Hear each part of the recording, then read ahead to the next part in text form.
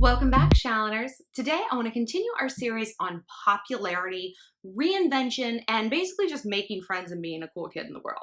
So I've done some videos on things like how to make a good first impression, how to break into a popular group, and the number one thing that all popular people do and know to be true. But today, I want to talk about something a little bit different, but also on topic, which is how to stop worrying about whether or not people like you and stand up for yourself. And this is something that you need as a life skill, no matter how old you are, no matter if you're in 8th grade, college freshman, college graduate, 35 years old, 75 years old. This is something we struggle with as human beings, and especially as girls, because we get so much societal pressure and guilt and shaming and messages about what's right and what's wrong. Girl, we're gonna sort it out. But before I get started, I just want to remind you guys that if you have a love question or a friendship, family, sex, school, whatever question, the best place to ask me is on the Instant Go app. My username is ShallonXO, and just click the chat feature and I get back to you in a day. It's pretty cool. Love chatting with you guys. And if you don't have access to Instant Go, since it's not available in every single country just yet, please leave your question as a comment right here on this video for the best chance of it getting answered. Okay, popularity and getting people to like you, and more importantly, how to stop stressing if they don't. If I could typify my childhood and adolescence and teen years as having one overarching theme, it was people gotta like you. That was it. What will people think was a phrase I heard constantly. My mom traveled a lot for work, so I was left with my great-grandmother. She basically helped raise me. And that was her motto. What would people say? What would they think? And that bore itself into my head like a parasite. And I mean, it permeated every single aspect of my life and had some pretty detrimental effects. And I didn't sort of cast that off my shoulders until I moved to New York. And not only till I moved to New York, until I got tired in New York. New York is a very, very exhausting city. The city that never sleeps is correct. Everything is hard. Getting around is hard.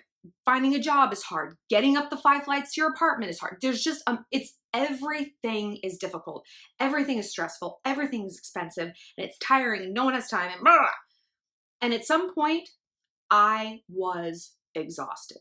You know, it's just, you get worn out in that city. And the first casualty of that exhaustion was how many fucks I gave. And it was the greatest thing that ever happened to me. Because I was like, I don't give a fuck if I go out without makeup. What are you going to do about it? Nothing. I stopped caring so much what people thought because I simply didn't have the energy anymore. And instead, I started working on pleasing myself. Because I was like, I am working my tail off for every dollar that I have. I am barely sleeping. I'm barely getting by. I'm chasing my dreams.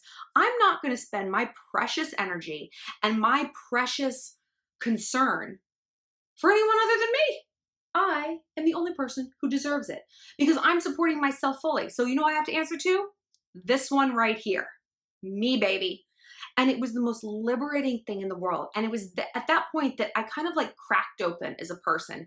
And I discovered a whole new side of myself. I became kind of an emo hipster, a scenester. I got so many more promotions in my job. I got my own TV show. I got my own book deal.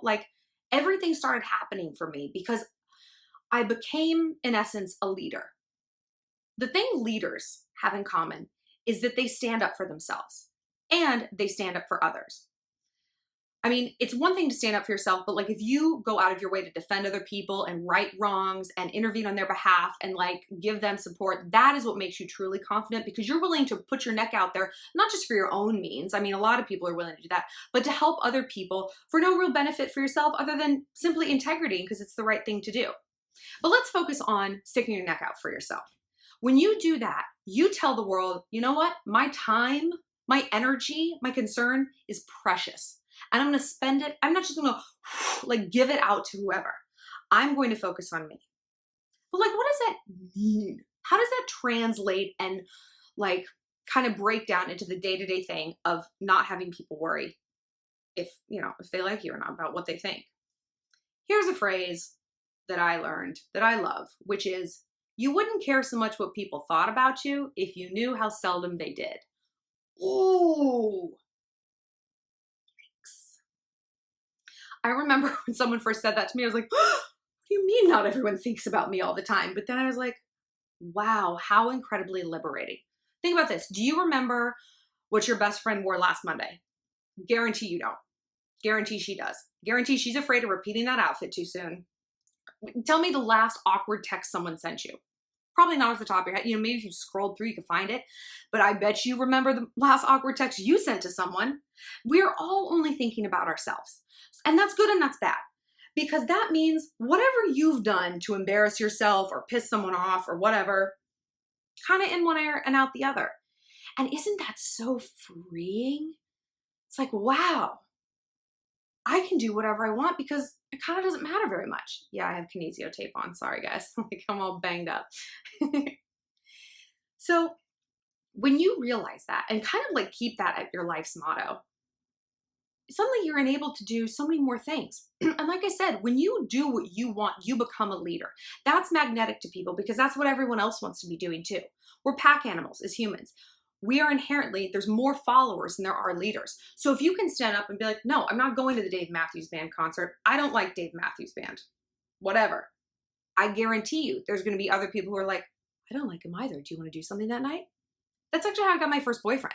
Everyone was going to his concert and I was like, I just don't want to go. I don't like his music. Is it many different songs or just one like 45-minute song? I don't know. And the guy I liked was like, you know what? I don't like him either. We had our first date and we ended up dating. Like that was in high school. It was amazing. But because I stuck my neck out and because I said, you know what? My time, my money, my fake laughs are precious and I'm not going to spend it there. I don't want to. And if you people don't like it, but you know what? Literally no one cared if I went or not. Nobody cared, you know, except for the one person I wanted to. And he responded well because I stood up, lived my own life, and had a backbone. And amazing things started to happen. So what do you do if people do care? If you go out on a limb, or not even a limb, and you get judged for something, you get called out, you get made fun of, I want you to go home and I want you to write down some adjectives about how that made you feel, you know? And then I want you to think of a time when you went against your own instincts and your own integrity and your own sense of value, who you were, and did something that you weren't comfortable with. Maybe you like hooked up with a guy more than you wanted to. Maybe your friends pressured you into shoplifting something or lying to your parents and you got caught. Something that you were just like ick about and didn't feel good. And I want you to write about that. And I want you to compare the two. I want you to look at a time that you were authentic to yourself and the world didn't respond positively, and a time that you were inauthentic, but you caved to peer pressure. I guarantee that just thinking about those two scenarios, one is going to ping so much harder inside you than the other, and it's going to be the time that you were inauthentic and that you went along with something you didn't want to do. Because you know what? It's one thing when people disagree with us and when people like call us out or make fun of us, we're mad at them. We feel bad. But when we do things that are contrary to what we want to be doing, we're mad at ourselves. And that feels horrible because it doesn't end. It just goes on and on and on and on. Like, okay, if I do something to please the popular girl, if I swipe that nail polish from CVS or whatever, I maybe made her happy for 10 minutes. Cool. I made me unhappy for like 35 days until I got over it or forgave myself or whatever it was. It's not worth it. It's just a mathematical equation. It's not worth it to do something that's contrary to who you are to please someone else. And a lot of times when you're young, you don't know who you are until you like make these mistakes. And then you're like, I didn't want to give that guy a blowjob. That's terrible. But this is what growing up is. And this is what learning is. We're learning ourselves and we're learning our boundaries. So if you've done something that's outside your comfort zone, morally, whatever, forgive yourself. But forgive yourself, look at that list of how it made you feel, and remember that for the next time. The next time you're thinking about keeping quiet because you don't want to make waves, the next time someone's trying to pressure you into something, I want you to picture those adjectives written in pen on a piece of paper and be like, I don't want to have to write those adjectives down again. I'm not doing that again. So Christy can be mad if I don't take that lip gloss. Kyle can be mad I don't blow him in the front seat of that car. They can just be mad. because I would rather someone else be mad at me, because I can compartmentalize them, be like, well, you suck and so do you, than be mad at myself. That's not a feeling any of us want to live with, because those regrets, they pile up. I still think back on things I did when I was younger, and not so much younger, things I've done fairly recently. There were just, I knew I shouldn't have done them. I knew that it wasn't going to make me happy. I knew I was doing something for the wrong reasons, because I wanted people to like me, because that inclusion need, that social inclusion need was kicking in. And I felt crappy. And the irony is, even if you do something, say you have a great positive reaction from the world, or from, the popular people, or from a guy or whatever. Say you wear that slutty outfit and you're getting exactly the kind of attention you said you thought you wanted, the whistles, the this, everyone wants to bone you, whatever. It's a hollow victory a lot of times, because it's not an authentic reason you're doing it, and therefore the reward doesn't really mean a hill of beans, because it's not really what you wanted. It's contrary to who you are. I'm going to do some more videos on how to get in touch with who you are, because like I said, when you're young, a lot of times you don't know. This is where, and I've said this in a lot of videos, having hobbies is going to serve you so well. Not just hobbies, but goals. You're a lot less likely to sit around and hit the jewel with people you don't like at a party that you feel uncomfortable at if you got a swim meet at 7 a.m. Because you can be like, guys, I can't do this. I gotta go train. And people are gonna be like, all right, fine. Like, that's a valid reason.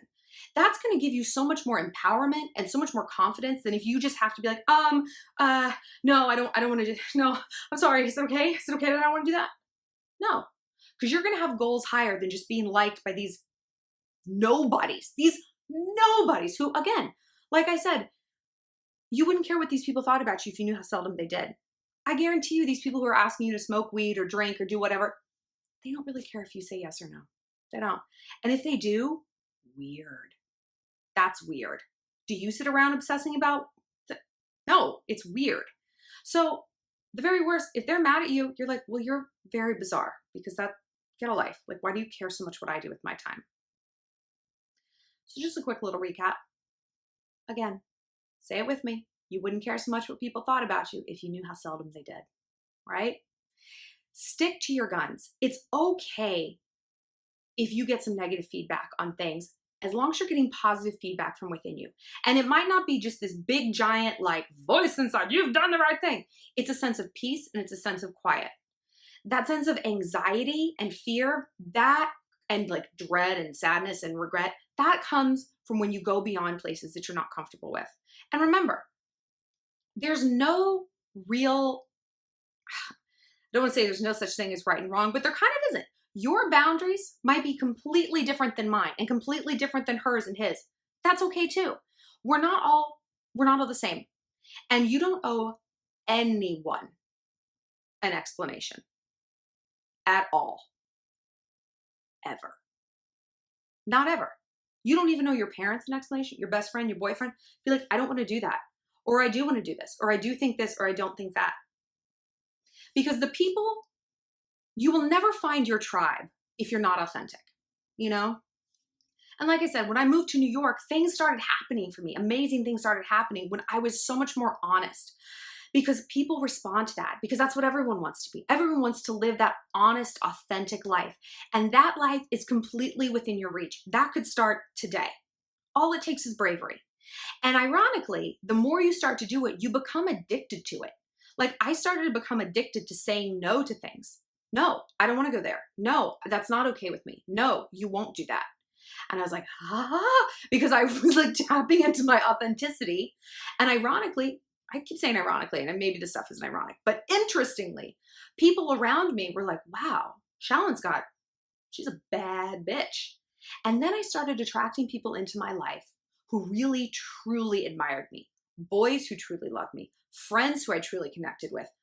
People who signed me up and hired me for things because they saw who I truly was.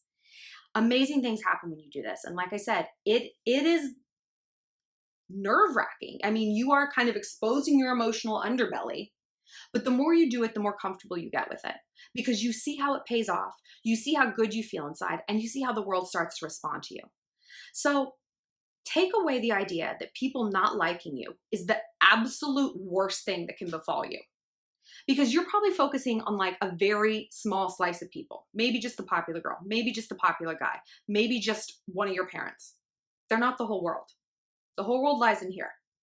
This is the entire population that matters. You. So you got to please yourself. And that